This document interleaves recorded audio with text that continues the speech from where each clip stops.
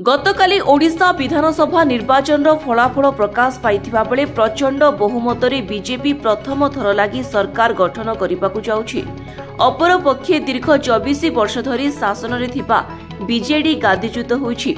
तेबे ओडिशार एक प्रमुख निर्वाचन मंडली चिलिकारे बाजीमात करिछि बीजेपी।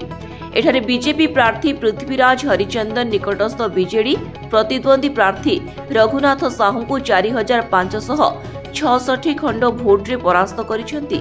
श्री हरिचंदन दीर्घ 5 वर्ष धरी चिलिकार जनसाधारण सुख दुखरे रहिथिबा बेले ताहार प्रभाव देखिबाकू मिलिछि। तेबे उक्त विजय पर से गणमाध्यम को प्रतिक्रिया रे कहिसेंती कि से चिलिकार सेवक भावे दायित्व पाइछंती एवं आजि ठारू ही से ए दिगरे काम आरंभ करिसेंती। से विजयर श्रेय से चिलिकार समस्त जनसाधारण बुद्धिजीवी एवं गुरुजन मानकु दैछंती।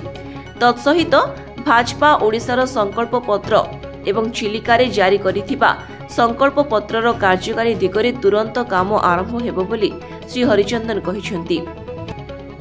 प्रधानमंत्री नरेंद्र मोदी देशर प्रधान सेवक होइथिबा बेले मु मध्य चिलिकार सेवक भावे दायित्व पाइछि एवं मो पई चिलिकार जनसाधारण उन्नति प्रथम प्राथमिकता रहिबो बोली कहिसेंती श्री हरिचंदन।